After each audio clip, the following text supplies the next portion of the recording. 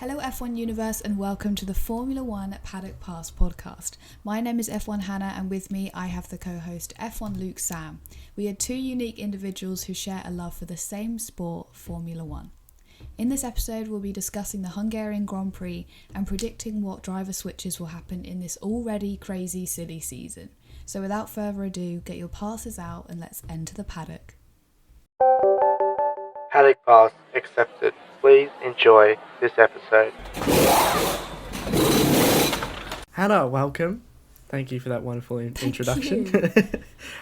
You're very welcome. What did you think of Hungary, just straight off the bat? I thought it's so boring and then so exciting at the end. Yeah. So it evens out to a pretty good race. It goes from I thought it was good. a 10 and a 1 to like a 5? It goes from a 10 and a 1 to an 8 because I actually really enjoyed it. That's fair enough. Good. Especially as it was good. As a Mercedes power supporter, seeing George Russell get his first pole out of nowhere. That was phenomenal. I know. Who expected that? I don't think any of the pundits, anyone in the grandstands, anyone watching TV, and we also did not predict that. Yeah, no way. When I saw Sainz go faster than Leclerc, I kind of sat back in my seat. I was like, wow, Sainz has got another pole. And then I saw Russell was up like 2/10 in the first sector. And I was like, hang on, it's not over yet. 3 or 4 races ago. I wasn't even following like the little timings in the bottom. I wasn't looking at that. I didn't see Russell. So for me, the first time I thought I saw anything to do with him being on pole was when he went to number 1. When he got pole. It was such a surprise.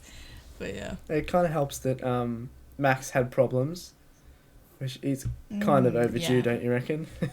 He hasn't had a problem since, the second race? Except for his DRS in Austria, maybe. Yeah. Max with a problem means it's kind of the Ferraris, but then, of course, no one expected a cheeky little Merc pole. Exactly. We love it, though. Yeah. Where do we think Hamilton would have put himself? Keep first. The good question. You know what? He could have. I think he could have got pole as well. Yeah. If the Mercs were that good in Hungary, why couldn't he? But also, I would like to think that Russell could have held his own. Yeah. And maybe Hamilton beat P2. I was a little bit upset that we didn't get to see a Hamilton pole. I don't know why. I was so happy for George. But I was like, if Hamilton's the king of Hungary and his teammates just gone pole, surely he could have got pole. Yeah. You know, the season is long. There's still time. I'm still hoping for a Hamilton win. Me too. I think it's going to happen. I think, especially if Merc are as now good as they were in Hungary. Yeah. I know Hungary, suited them, but still, could happen. You never know. He was able to fight back well in the race as well. And also, no one expected pole position, but also, I don't think anyone expected Mats to win that either. Yeah. The race. No, like 10th to 1st. I don't think I've ever. I was going to say I've never heard of that. Of course, I have to do that. No, he was a masterclass. It was pretty impressive. Yeah, it was good, wasn't it? It shows how good the Red Bull is, but also how quick Max is. Holy crap! And he overtook for the lead twice as well. Yeah, he had the opportunity of not just once. Spun around to see if Leclerc was still in the race and was still chasing him, and then he spins around. Yeah, he was doing his victory donuts before the race ended. Come on, Max. He thought he's already won the championship. Yeah. What do you make of the race? I thought it was all right. The start, there wasn't really much that kicked off. For me, it all started when Ferrari put Leclerc on hards. After watching Alpine pit both cars, put them both on the hards, and then say they've got no pace, they still pit Leclerc for hards. How does that make sense? Yeah, I don't know. I was a bit confused when that happened towards the end of the race. I was like, maybe they have to, because I didn't understand why they would otherwise. Yeah. But yeah, it was a weird decision, and even Lewis, Max, and George were laughing about it afterwards in the cool-down room, which I loved. It was funny. I love the cool-down room. Can I say on a side note? I know it was there back in the day, but I saw recently or like towards the beginning of this season that Formula E did.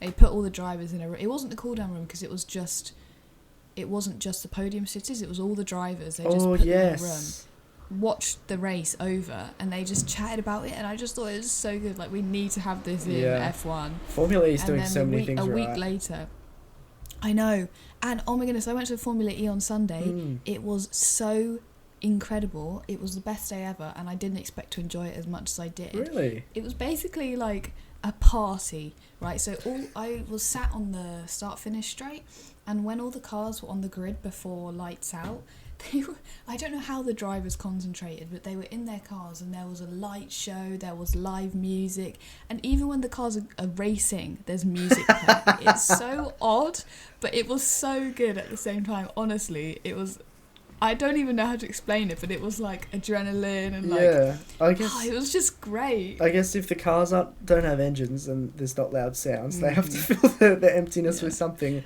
other than tyre screeching. That's very true. Yeah, 100%.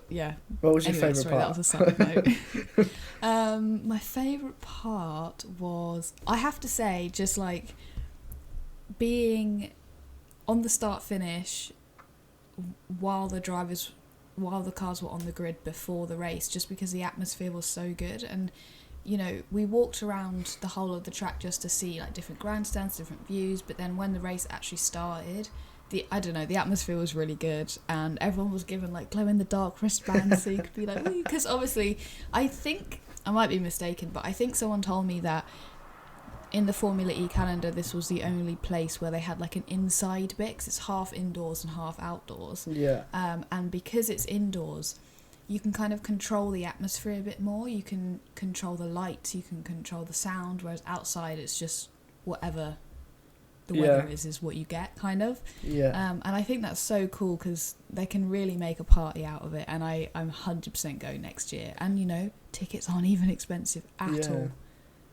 I literally I paid like £50 for the whole day. That's it was so good. Do you reckon F1 could benefit from doing that? I know they won't have the indoor section, but like making it a bit of a party. Yeah, I think they could. You know what? It got me thinking when I was there.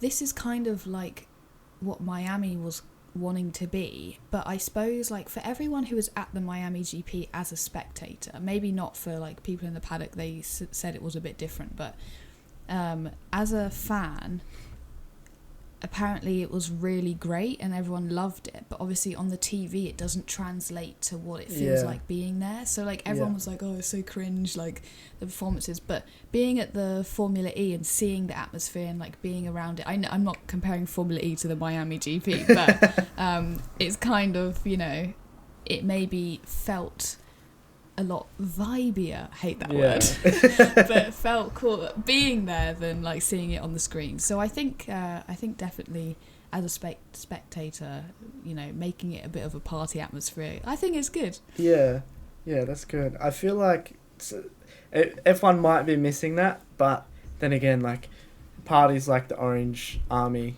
they kind of make up for that. Yes. No, absolutely, yeah, definitely. I mean, you don't maybe need there is a to market have for it. Live music and exactly. I mean, what are the races where there's not really any strong majority of fans? Like, I don't know, maybe the kind of Saudi Arabia type races. Where the fans are pretty like even with who they support. I was gonna say Australia, Bahrain. But that's so McLaren. I forgot. I was like, they're not Ferrari, they're not Red Bull. That's because they're McLaren. What other races? USA, they're pretty. Yeah, Spain's all Ferrari. Italy's obviously all Ferrari. Zervo's all Max. Silverstone's all Lewis and Lando. Yeah. And George. Brazil, is that Ferrari? I think people love Hamilton. Oh yeah, Brazil. That's true. Yeah. But still, pretty more mixed than like Zandvoort would be. Yeah, Zandvoort and their Red Bull. Speaking of which, did you know there was a new record set on the weekend? What? I didn't. This is actually a surprise. What was it? A fastest pit stop of the year. Yeah. Oh wait, I'm gonna guess who it was by. Okay, I've got no idea. Okay, Well, obviously the obvious is to go for Red Bull, but I'm not going to say that because... Actually, no, because we were just talking about Red Bull and you were like, oh, there's a thing. So... I was hoping you'd forget. Yeah. I'm going to go for Red Bull. Ooh, could I be right? Yeah, it was Red Bull. Which driver? Oh, It's a 50-50 chance. Perez. Not the obvious. I'm going to say Perez. Yes. Oh, all right. Look at that. For 3 out of 3, what was the time? I was just going to say, okay, right. So it's not world record. I think the record is 1.8. Mm-hmm. So I'm going to say but it's season high. It was not that, but it was the season record so far. So I'm going to say... I feel like I've seen the number 2 on the screen already. So no, I haven't. Have I? I'm going to say 1.9 or 2. 2... Scrap that. 2.1. 2.1... What? What? 2.1 what? 2.1 what? 2.1 seconds. No, 2.1... Not 2.1 minutes. No, but 2.1 what? Like with the second decimal point. Oh, okay. 2. They don't do this on the screens normally. 2.16. Oh, you were so close. No, I'm taking 2.1 as the correct. Okay. For extra credit, it was 2.19 by Sergio Perez. Okay, so really, it was 2.2. Yeah. But the old record was 2.23 by Ferrari with Leclerc. So Red Bull's got another notch over Ferrari. Mm-hmm. Well, now as Ferrari have to clap back and can do a 2.0. 2.0. How about that? What about a sub 2 second? Woo! Oh, phenomenal. That would be incredible. You can tell the teams are getting better. All of the pit stop crew have to be so in sync to get that. Which Ferrari just aren't. They're just, okay, are you ready? They're just not. Go on. Go. Stop. That's basically how long it's going to take. Yeah. I'll put a timer on the screen for that. Watch me be way off. It was like 0.8 seconds. Yeah, oh my god, what a worldie. That name... Imagine that. Just 0.8 and they're like... the coffee's like... They actually go into minus figures how quick it was. The car just doesn't stop. It's like Guido from Cars. Mm-hmm. Everyone's mustaches fall off. I suppose the only way you could have a minus pit stop is if someone takes a 10-second stop-go penalty and the pit stop people accidentally or on purpose start before the time like 7 seconds. Started. Yeah, that's the only way. Yeah, that's true. That's never going to happen. Actually, do you know what? Wild prediction of the season. That's going to happen. Well, even if it's 7 out of 10 seconds, Netflix will find some way to make it 30 seconds long. I timed Lewis Hamilton's stop-go penalty in Silverstone on Netflix. It was 30 seconds on the dot. For a 10-second stop-go, I was watching it with Courtney, and she's like, "Why are they taking so long?" I was like, I was sitting there with my timer. That's not real. It was like 19, 20, 21. And they bet they had dramatic music in the background, the whole shebang. They probably showed Bottas's car by mistake, you know. And then I think there was a team radio that said this race is fixed or whatever. We're getting manipulated, man. Oh, yeah. Oh, and then it shows an interview from Lewis from like Monza 2019 or something. Yes. I'll tell you what I hope is on Netflix next season on Drive to Survive. Daniel Ricciardo's double overtake. What? Remind me. On... who was it on? Was it both the Alpines coming out of turn 2? Oh, yeah, no, I remember. Yeah, and the Alpines were battling each other, and Ricciardo was like, all right. Thank you very much. I'll take this opportunity. Yeah. I remember Crofty being like, you know, the Alpine person... Wait, how have I just forgotten the Alpine team principal? Otmar. He's been in the news Alpine all week. Person. I know. He's not going to like that, Crofty was saying. Going to have chats in the engineering debrief later. He hasn't liked much this week, has he? Oh my gosh. Yeah, speaking of Alpine. That whole drama. Should we move on to talking about silly season? I think so, yeah. Okay. That whole drama. Well, oh my god. So obviously, here's a little timeline. Exactly a week ago, literally, when we were filming right this, now, a week ago, yeah. Seb announced his retirement. Actually, it was 13 minutes, wasn't it? 13 minutes from now in last week. Yes, yeah. Wow. No, yeah, it was. And we got our reaction on camera. Check out Luke's TikTok for that. Or the Paddock Pass podcast on TikTok. It is also on there. Yeah, there we go. So Seb announces his retirement. Alonso then announces that he's going to be at Aston Martin. Almost instantly. So strange. Non-predicted thing ever. Like, no one I thought it was a saw prank. that happening. This whole week's been a prank. And then everyone just kind of assumed that Oscar Piastri would take his place at Alpine. And I mean, that's a fair assumption, isn't it? He's been a reserve driver for how many years? Course. F3 champion, F2 champion, reserve driver all last year, set to take centre stage in FP1 was it the next race? I have no idea. I'm not sure. But he was going to get an FP1 this season, so put him in the Renault powered car next year. And then I wake up, I check my phone. Oh, F1's posted. Let's see what they posted. Oh my god, my boy Oscar's going to be driving for them next season. That's so amazing. Shared a story.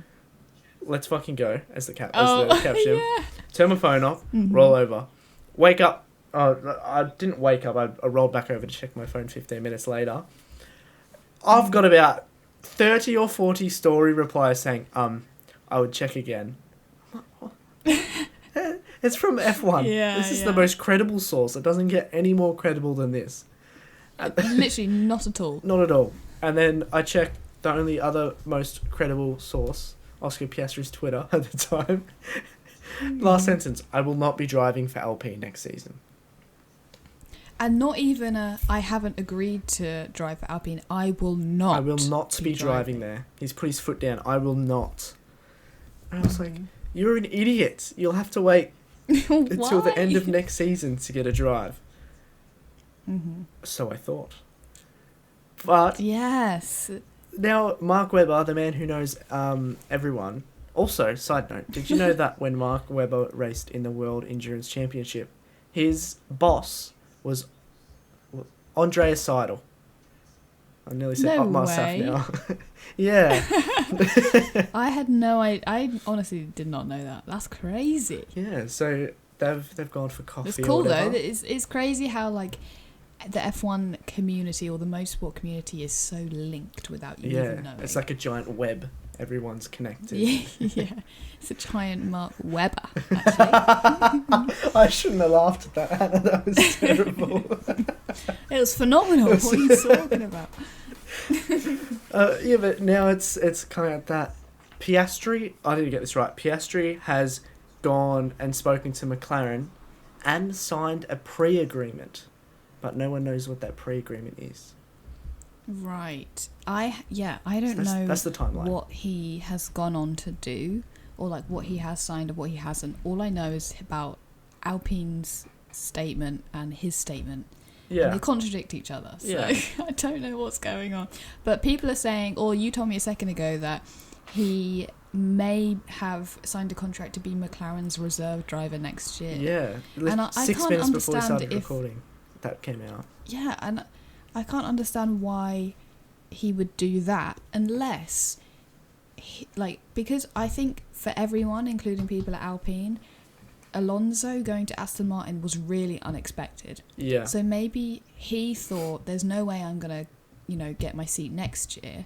I need to move elsewhere where, I'm more likely to get a seat the following year or whatever. Maybe Alonso, I think he was...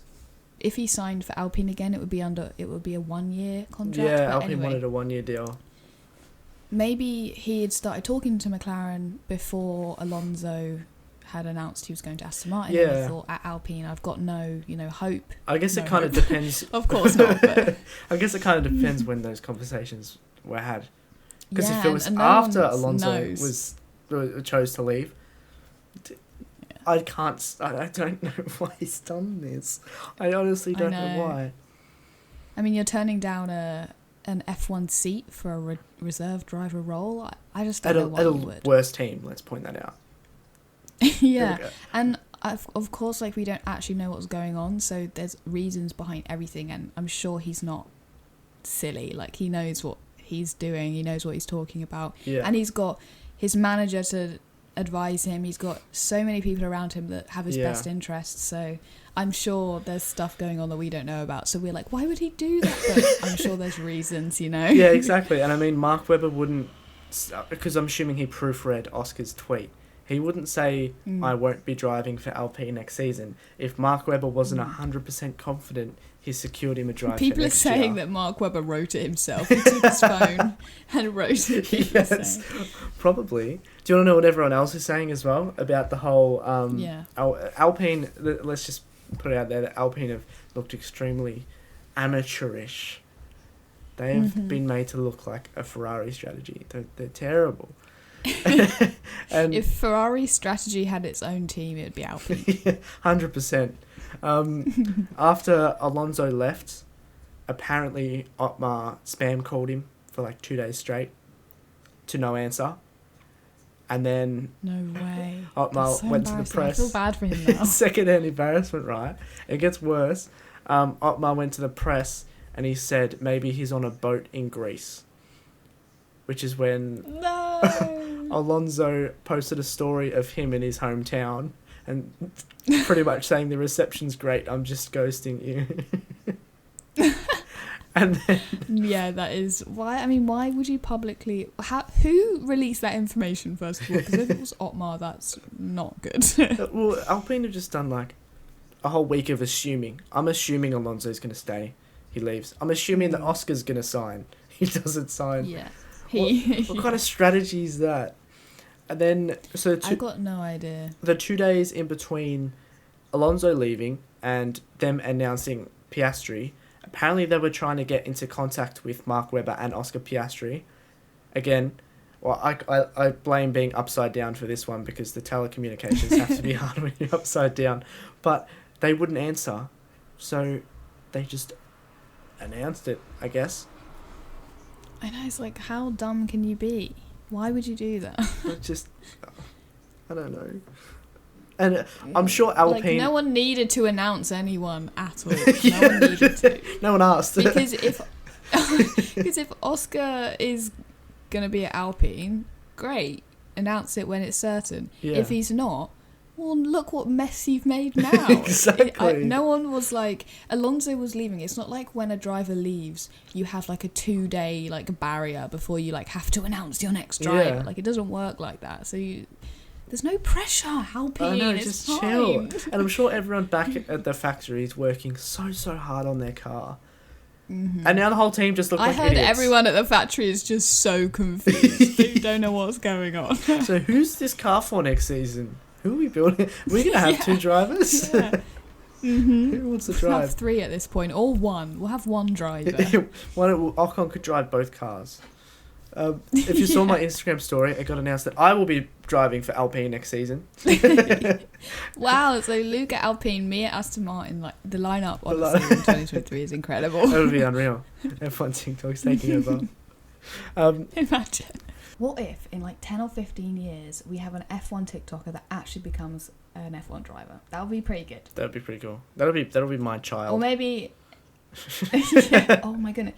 Wait, what if an F1 TikToker, or... No, I mean, I'm sure loads of F1... Do you think there's any F1 drivers whose parents were like major fans? Surely.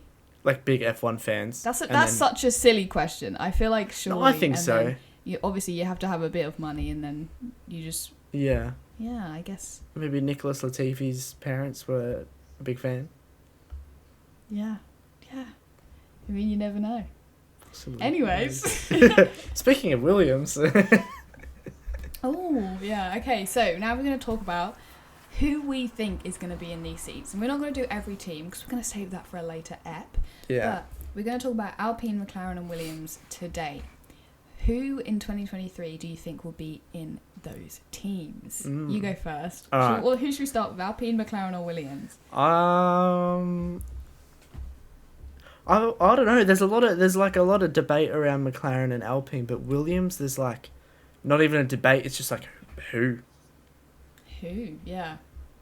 I mean, maybe I haven't even set in stone my answer yet, I'll be honest.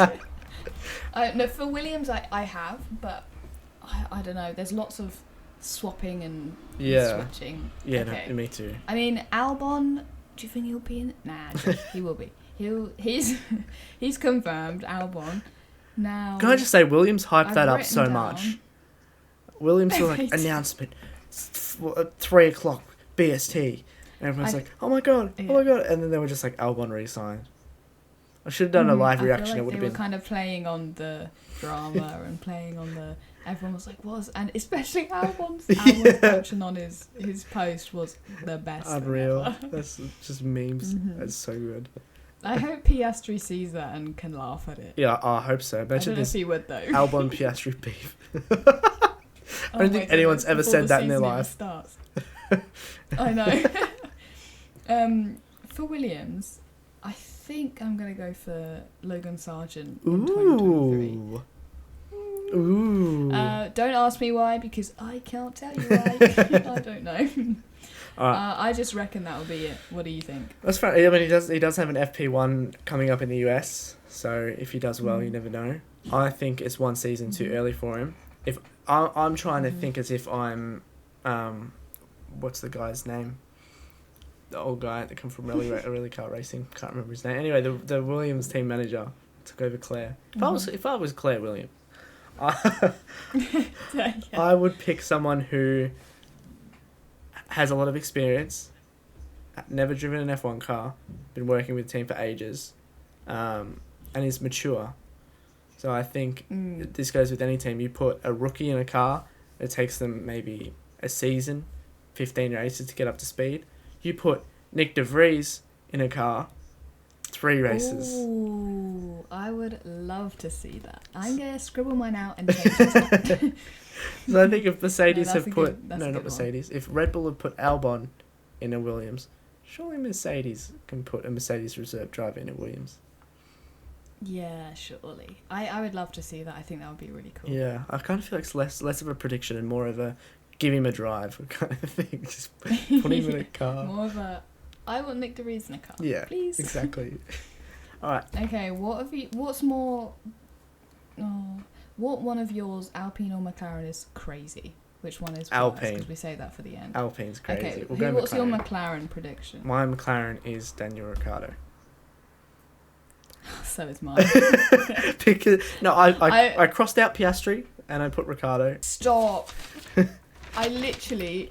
I don't know, all my notes are here, but I literally wrote Piastri and scribbled Let me cross out the bottom one. No, the other way around. Oh, where's... That's exactly what I did.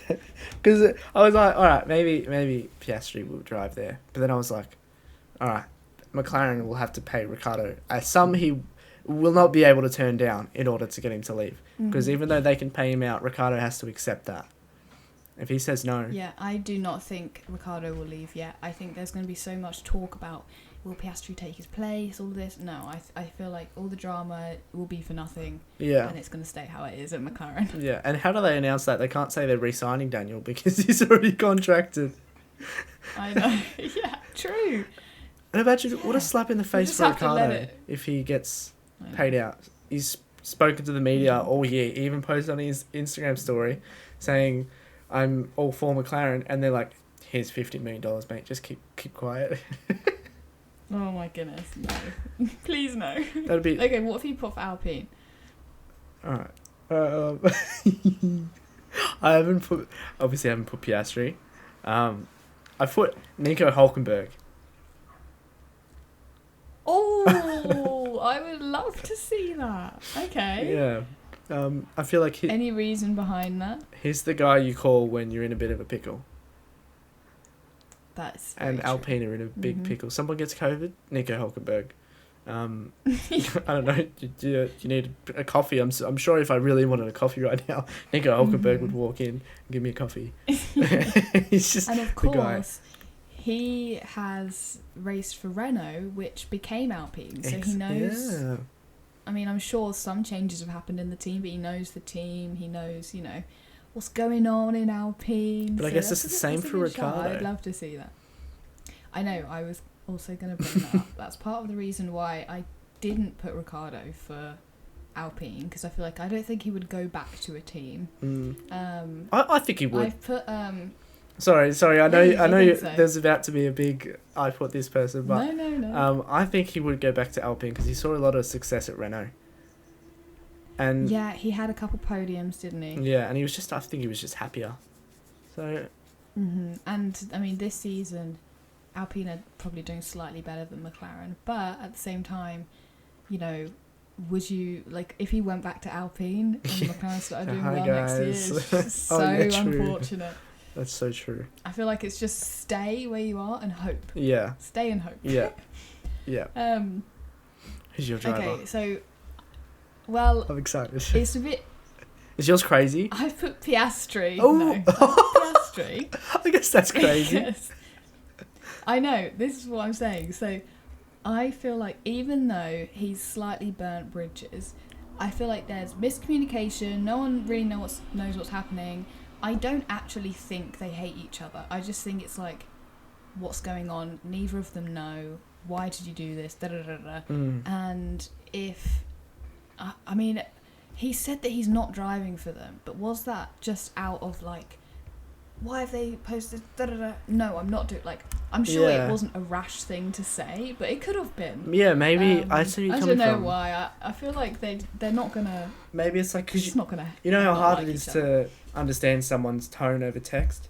Maybe he wasn't like, I'm not driving an Alpine next year. Yeah, maybe it's like, well, I'm not. I haven't signed a contract, so I'm not driving there next year. Yeah, exactly. Interesting. I mean, it is a bit silly because, I mean, in a way it is like you're not even in F1 yet and you are basically not in a good way with one team. But I don't know. I mean, who knows? I think he might be driving there next year. Who knows? Interesting. So I've got De Vries to Williams, Ricciardo to stay at McLaren, Nico Hülkenberg to Alpine. You've got Logan Sargent to Williams, Ricciardo to McLaren, Piastri to Alpine. Yes. Although that might change later in the season. I don't know. There's probably a rumour that came out 14 minutes ago that we haven't seen. That we haven't seen. Well, thank you so much, everyone, for listening to this episode of the podcast. I really hope you enjoyed it. Let us know what your predictions are. DM us on the Paddock Pass Podcast Instagram. Follow us on TikTok. Thank you for listening, and we will see you. We will see you after the summer break. Oh no! You just reminded me we have a summer break. I know, we haven't even talked about that yet, but never mind. It's for another week. Bye, everyone. Bye.